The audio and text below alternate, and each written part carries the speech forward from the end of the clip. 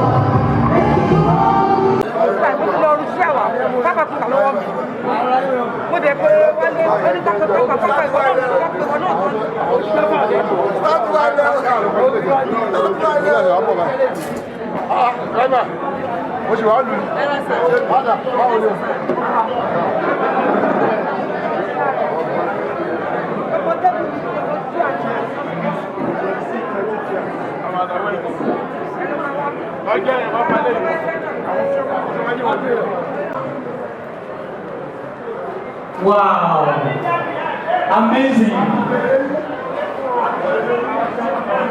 And all the children, immediately after this one, all the children and the grandchildren who are taking a photograph with the celebrant, and after this one was wow. Wow. Mommy. Jagunmolu Fehintade. Sorry, sir. Jagunmolu Fehintade.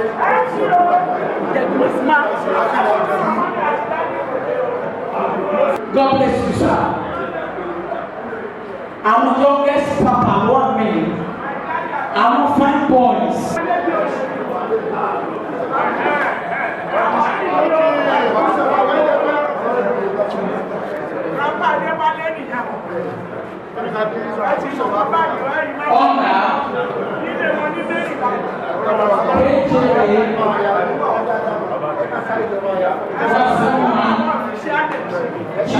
Please go on the back.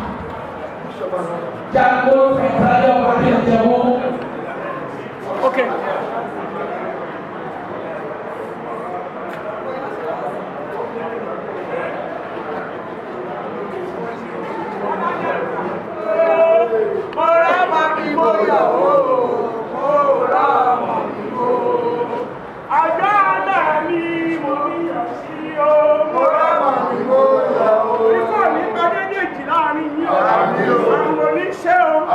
Orúkọ mi ni Ọ̀túnba Adewale. Mo jẹ́ ọmọ ẹgbẹ́ Jagunmolu Fehintade Akìlẹ Ìjẹ̀bú. Tí Wálé Ọdúnlámi' jẹ́ kan nù wa. Bàbá ẹ̀ ló ń ṣe jẹ́ gbẹ̀dẹ̀ lẹ́nu. Ìtorí ẹ̀ la ṣe wá síbi gbogbo ọmọ ẹgbẹ́ ló wà bí láti fi jókòó yẹ sí láti dẹ̀ fún àbá yẹn lé. Inú wa dùn pé lóòwò sí bí o wà ní UK but at least ìtorí tiẹ̀ la ṣe wá àdẹ̀ níṣẹ́ yìí nítorí tiẹ̀. Agbàdúrà kí bàbá yìí túbọ̀ pẹ́ fún wa jù báyìí lọ káwa náà ká dẹ̀ dògbò ká dẹ̀ àgbà ká dògbò.